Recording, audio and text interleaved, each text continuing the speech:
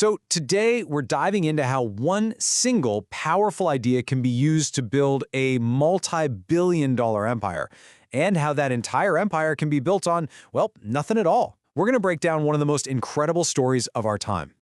I mean, that's really the question, isn't it? How do you convince some of the smartest, most successful people in the world to pour billions of dollars into a product that, well, doesn't actually exist? Let's unpack that.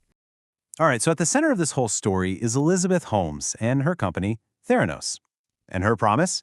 Whoa, it was huge. A machine that can run hundreds of medical tests from just a single drop of blood. It was a vision that could completely change healthcare forever.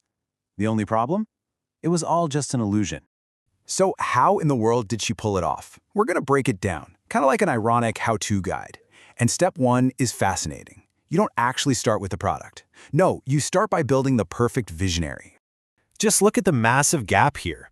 I mean, on one side, you have the reality. Elizabeth Holmes was a 19-year-old who dropped out of college.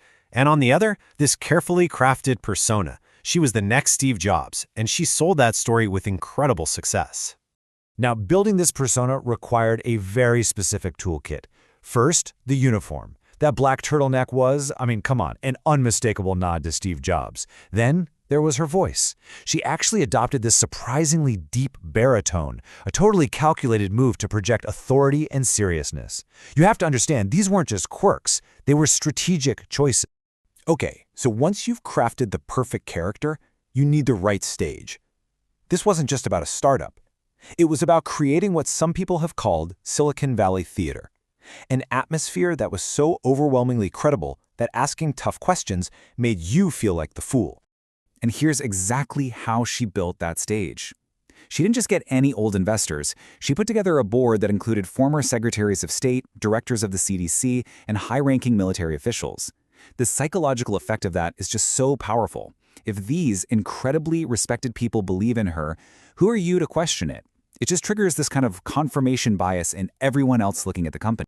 So you've got the character, and you've got the stage. But what happens when people start asking about the actual technology? Well, that brings us to step 3, mastering the art of the non-answer. This is it. This is the simple, direct question that should have been at the center of every single conversation. It's the one question that could bring the whole performance crashing down. So, how did she handle it? With deflections just like this one.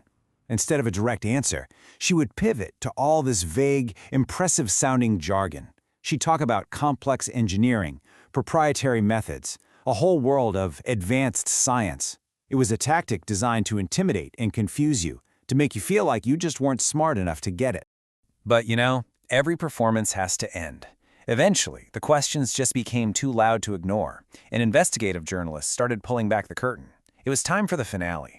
So after all the talk of vision, the turtlenecks, the powerful board, and all the advanced science, the truth was devastatingly simple.